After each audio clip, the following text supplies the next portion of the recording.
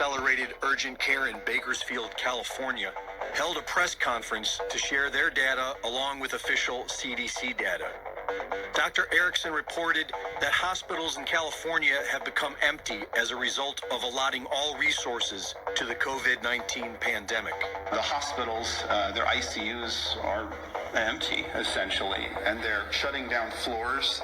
They're furloughing patients, they're furloughing doctors, because we just don't have the volume. So we're busy with paperwork for COVID, and we're all focusing on COVID. He then went over the COVID-19 numbers for the state of California. We've seen 1,227 deaths in the state of California. That means you have a 0.03 chance of dying from COVID-19 in the state of California. And for the state of New York, 19,410 out of 19 million people, which is a 0.1% chance of dying from COVID in the state of New York. And then compared these numbers to the seasonal flu in 2017. 45 million total cases in 2017 with about 62,000 deaths, or a 0.13 chance of death from flu in the United States. So the lethality of COVID-19 is much less. He then went on to report what is happening as a result of the shutdown and millions of hardworking people losing their jobs. Child molestation is increasing at a severe rate. We could go over multiple cases of children who have been molested due to angry family members who are intoxicated, who are home, who have no paycheck. These things last a lifetime. This isn't about a seasonal flu. These are things that will follow these people and affect them in a negative fashion for their life. And these are from me talking to ERs, talking to my doctors, and talking to people across the country and finding out what they're seeing. Spousal abuse, alcoholism, anxiety, depression, suicide. One of the most interesting moments of the press conference was when Dr. Erickson went on to explain the immune complex and how our immune system regularly adapts to our environment. The immune system is built by exposure to antigens, viruses, bacteria. When you're a little child crawling on the ground, putting stuff in your mouth, viruses and bacteria come in, you form an antigen.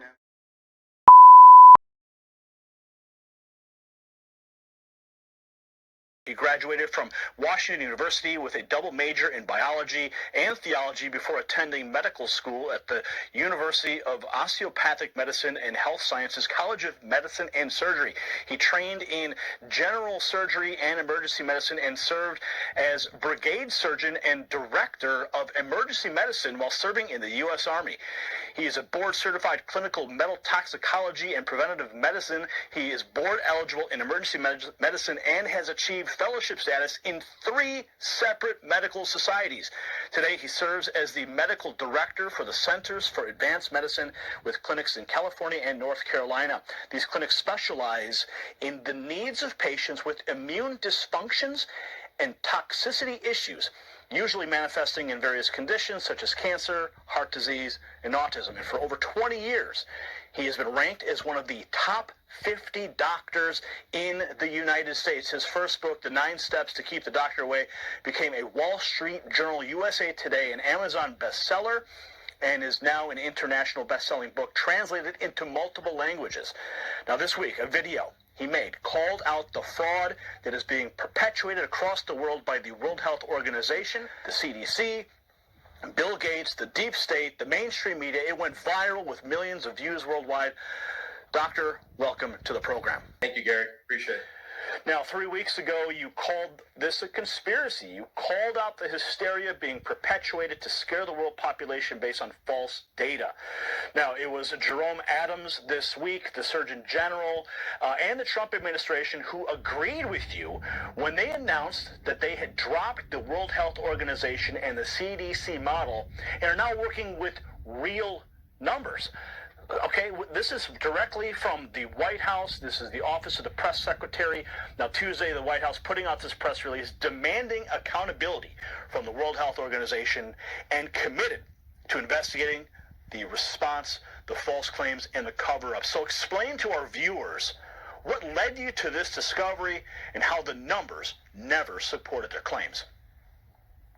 Well, Gary, basically, I have patients from all over the world, and patients were concerned about this, and they asked, and I put out in social media that, look, if you really want to know, I'll make a video about this. and I expected some people to respond. I had, 700-800 responses. One particular component that we used intravenously a lot in our clinic, and I just made sure we had 10 times the normal amount, and that was it. It wasn't a big deal. It didn't bother me.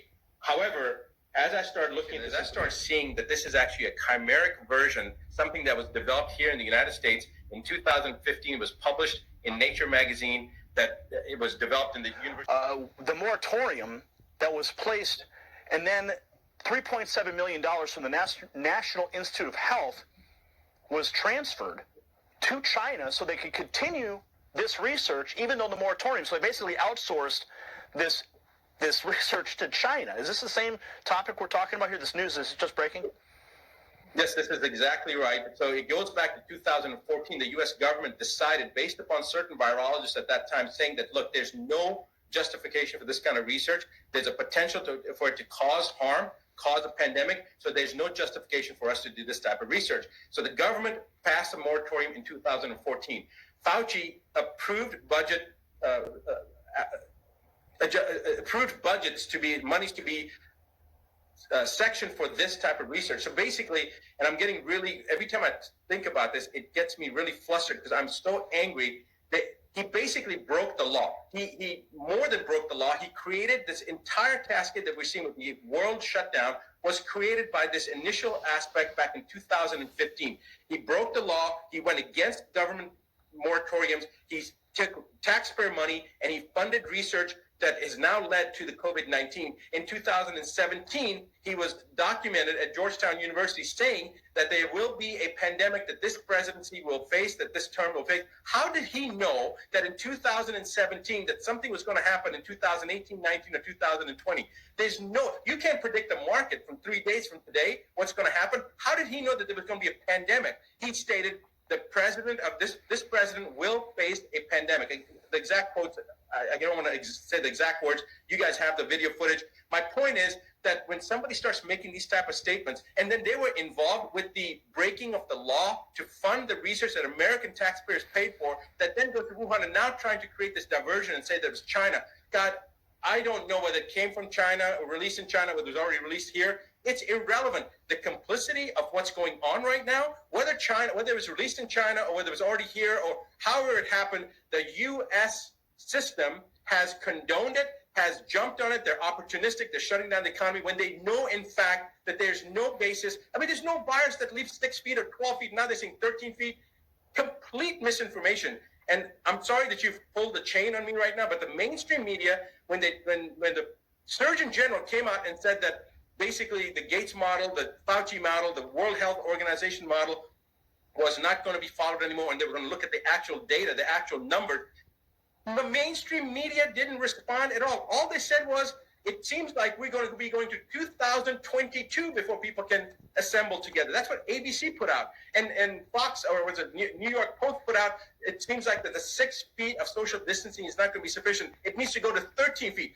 There is no virus, bacteria that jumps 13 feet. It defies every logical aspect of science and medicine. And what really, really pisses me off is that there are thousands, tens of thousands of doctors and scientists out there that know that this is a fraud, and they're not saying anything. Either one, they're scared of social ostracization because they're going to be called out, or social shaming, or they're afraid that they're going to lose their license. For God's sake, this is changing the planet, and every scientist and every doctor that knows this to be a facade needs to open their mouth and speak. There is every aspect of science has just been literally picked up, thrown in the toilet, and flushed down. It's like everybody's ignoring it. The fundamental aspects of how the human system works is being ignored. Physiology is being just put in the garbage bin. Every aspect of virology and infectious disease is being ignored. Koch's postulate has been ignored.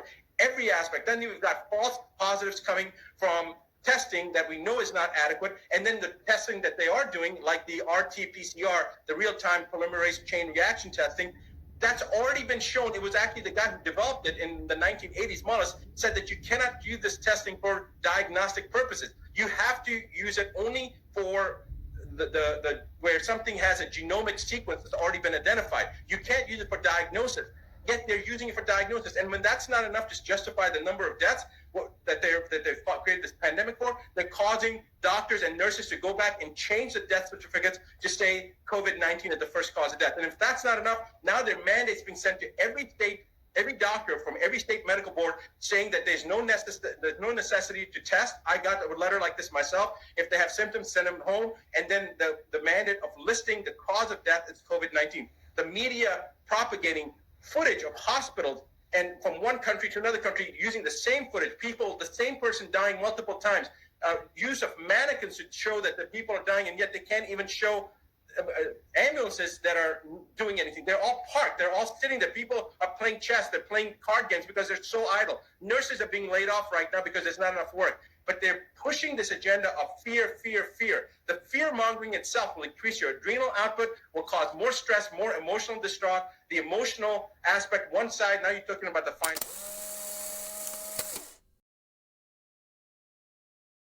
Certificates they're writing COVID on all of the death certificates, whether they had a positive test, whether they didn't.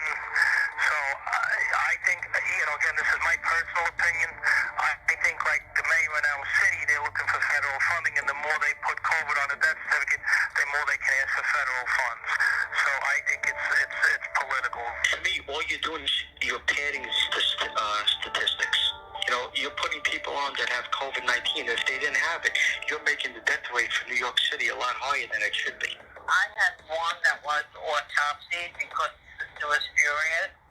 And apparently, and I don't know who the Supreme Court Justice is, but the Supreme Court Justice was related to this family. And because I know my sister died of COVID-19, she said she had Alzheimer's and they didn't suction her.